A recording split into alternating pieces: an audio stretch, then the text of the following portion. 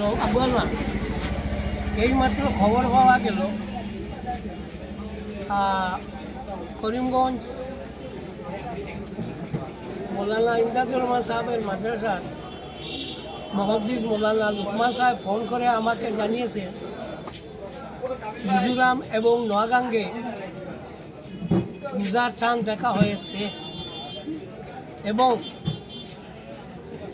নীলাবাড়ি থেকে মৌলানা আব্দুল নূর সাহেব তিনিও ফোন করেছেন যে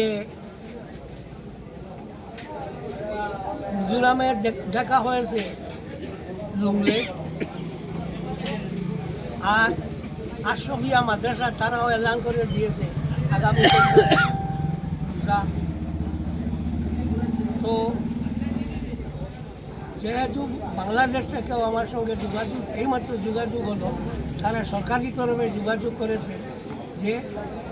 রোজার চাঁদ দেখা গিয়েছে এবং আগামী বৃহস্পতিবার রোজা হইবে।